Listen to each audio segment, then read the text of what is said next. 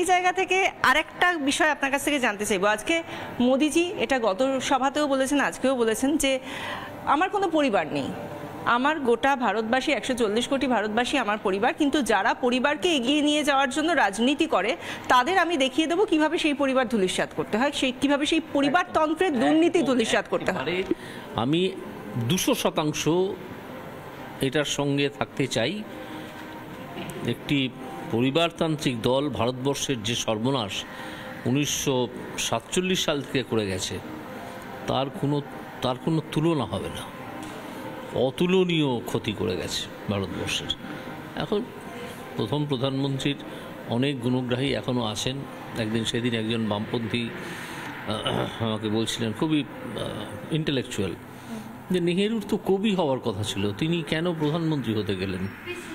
আমি আর কিছু বললাম না, একটু অবাকই হলাম যে নেহেরুর আমলে যে ইন্ডিয়ান ন্যাশনাল আর্মি বা আজাদ হিন্দ ফৌজের 80,000 কোটি টাকা একেবারে হাওয়া হয়ে গেল, সেটা কোথায় গেল? তার দুর্নীতিটা কেন এখনও পর্যন্ত উদ্ঘাটিত হলো না বা তদন্ত হলো না? টাকাটা কীভাবে সার্কিটাস ওয়েতে ভারতবর্ষে এসে পৌঁছেছিল তার সম্পূর্ণ খবর আপনারা পাবেন। চক্রবুহে নেতাজি বলে একটা বই লিখেছেন কেশব ভট্টাচার্য বলে একজন ফরওয়ার্ড ব্লকের কর্মী এখন, এবং তিনি হাইকোর্টের আইনজীবীও বটে। সেই বইটা যদি পড়েন, ইংরেজি ভার্সানও আছে, বাংলা ভার্সানও আছে।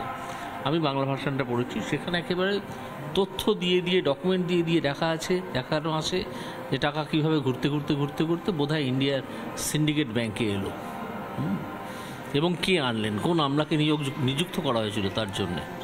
এই জন্যই কি সুভাষ বোসকে আর খুঁজে পাওয়া গেল না? হতে পারে, এটাও হতে পারে। আপনি তো অনেক বড় একটা প্রশ্ন করলেন, অনেক বড় প্রশ্ন তো তুলতেই হবে।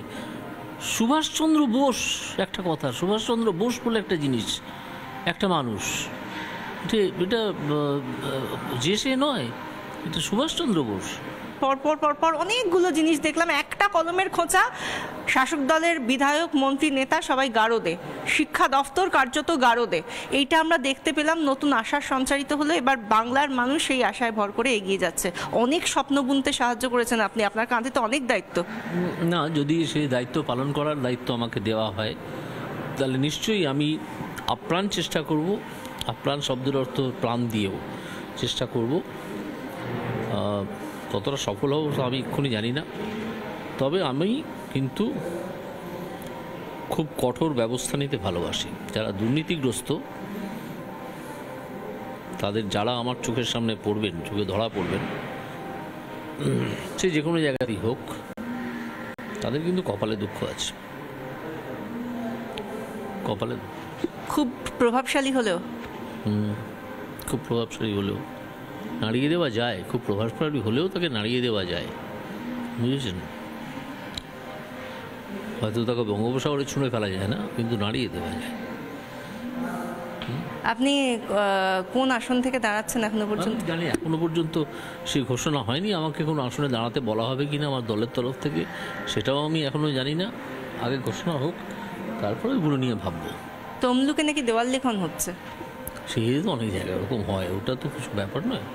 কোনো অতি উৎসাহী মানুষ হয়তো লিখে ফেলেছেন যে আমাকে ভালোবাসেন, তো আমার সেই ভালোবাসাটুকু আমার ভালো লেগেছে, কিন্তু দেয়াল লেখাটুকু সেটা তিনি তার মতো করে করেছেন, তো কোনো ঘোষণা তো হয়নি এখনো পর্যন্ত, তাই না?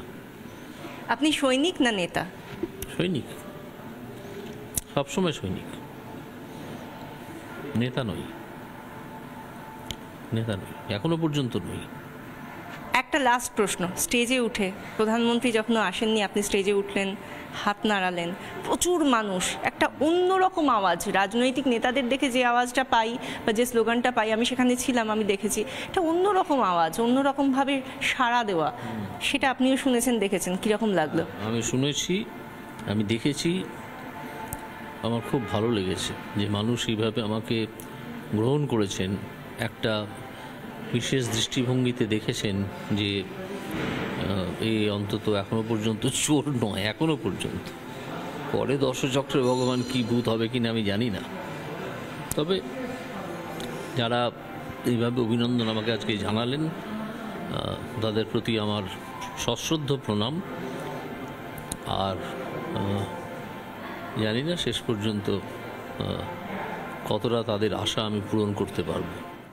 স্যার, আপনি বলেছেন যে আজকে সকালেই আপনি বলেছেন যে বাংলায় যে অবস্থা চলছে, আইন কানুনের যা অবস্থা বা আইন কানুন পরিস্থিতি একেবারেই তলানিতে ঠেকেছে, সেই কারণে আর্টিকেল 356।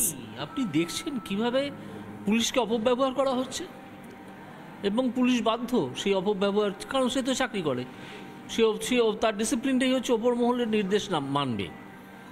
যে জায়গায় পৌঁছেছে আপনি ভাবতে পারেন, একজন সম্পাদককে সন্দেশখালি নিয়ে দুম করে একটা নোটিশ দিয়ে দেওয়া হলো, একজন ছেলেকে, আপনাদেরই চ্যানেলের একটি ছেলেকে তাকে গ্রেপ্তার করে ফেলা হলো, সাংবাদিক, সে কি দোষ করেছে? এটা এটা এরা মনে রাখে না, মানে অনেকেই মনে রাখে না, এরা তো রাখবেই না, এরা তো একটা অর্ধশিক্ষিত অশিক্ষিতের দল, যে দূত অবদ্ধ। সাংবাদিককে মনে করতে হবে সাধারণ মানুষ এবং রাজনৈতিক দল বা অন্য কোনো ইভেন্ট, তার মধ্যেকার দূত, তিনি একটা খবর পৌঁছে দিচ্ছেন, তার উপর রাগ করা যায় না, তার উপর তাকে দোষ দেওয়া যায় না। অ্যারেস্ট তো অনেক দূরের কথা, তাই না? এই সব যারা করে কোন জায়গায় পৌঁছেছে বুঝতেই পারছেন। সন্দেশখালি দেখুন, সন্দেশখালিতে গত 11 বছর ধরে এইসব ঘটে যাচ্ছে, তিনি নাকি জানেন না, জানেন না। তো এত অপদার্থ যিনি এত জানেন না, একজন মুখ্যমন্ত্রী, এত অপদার্থ লোক ক্ষমতায় থাকবে কেন? 356 কনস্টিটিউশনাল মেশিনারি ভেঙে পড়েছে বলে আমি মনে করি। যেভাবে বিচারপতিদের আক্রমণ করা হলো সেটাই তো যথেষ্ট প্রমাণ। আমাকেও করা হয়েছিল, জাস্টিস মান্থাকে করা হয়েছে, জাস্টিস ভয় দেখানোর জন্য জাস্টিস অমৃতা সিনহাকে করা হয়েছে। সুতরাং এ তো একেবারে 356-এর একেবারে উপযুক্ত অবস্থা। মানে বাংলায় এই মুহূর্তে রাষ্ট্রপতি শাসন জারি ছাড়া আর কোনোভাবে আইন কানুন ব্যবস্থাকে রেস্টোর করার আর কোনো জায়গা নেই। কীভাবে হবে? এদের হাতে তো হবে না, এরা তো দুর্বৃত্ত, তাই না? এরাই তো সেই খারাপ কাজগুলো করে, এবং পুলিশ তাদেরকে ছোঁয় না। মানে পুলিশ কি একেবারে, যেটা বিরোধীরা সবসময় একটা অভিযোগ করে যে দলদাস, পুলিশকে আপনি কিভাবে দেখেন? সত্যি কি তাদের অভিযোগটা সত্যি? কি অনেকটা সত্যি। পুলিশ দলদাস হয়ে যেতে বাধ্য, কী করবেন? পুলিশ, আমাদের কলকাতা পুলিশ বা বেঙ্গল পুলিশে এত সব ইন্টেলিজেন্ট পারসনস আছেন, তাদের পক্ষে কোনো একটা তদন্ত বা একটা রহস্য ধরে ফেলা, উদ্ঘাটিত করা সামান্য কাজ, কিছুই না। তারা এত ওয়েল ইকুইপড সব ব্যাপারে। আপনি একটা জিনিস লক্ষ্য করেছেন, দেখবেন যখন কোনো হঠাৎ একটা খুন হয়ে গেল, খুঁজে পাওয়া যাচ্ছে না কে খুন করে গেল, অমুক তমুক, পুলিশ 3 দিনের বেশি সময়ই নেয় না তাকে খুঁজে বার করতে, 3 দিনের মধ্যে হয়ে যায়।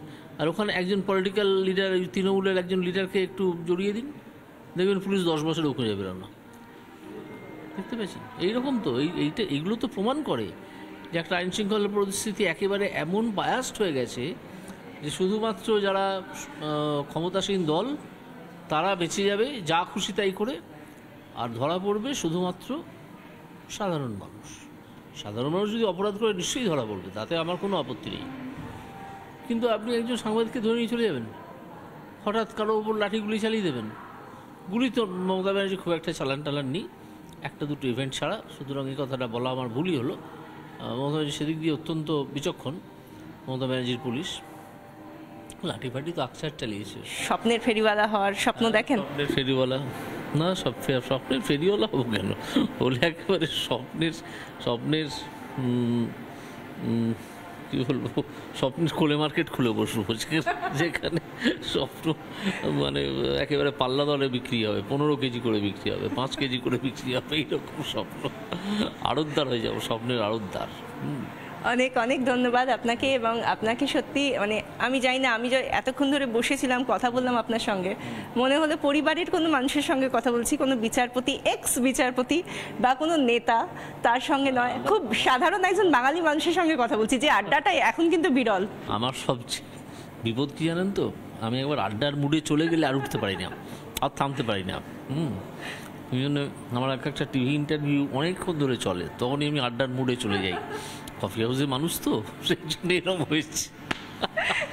বলা হয় যে বাঙালির নাকি আড্ডা হারিয়ে যাচ্ছে, সেই পুরনো কলকাতার রকের আড্ডাও হারিয়ে যাচ্ছে, কিন্তু কে বলবে অভিজিৎ গাঙ্গুলিকে দেখলে যে আড্ডা হারিয়ে যাচ্ছে, বাঙালি হারিয়ে যাচ্ছে, বাঙালির মেধা হারিয়ে যাচ্ছে? সেসব তো হারাচ্ছেই না, বরং সংরক্ষণ হচ্ছে, আর সেই সঙ্গে স্বপ্নও সংরক্ষণ হচ্ছে। বাঙালি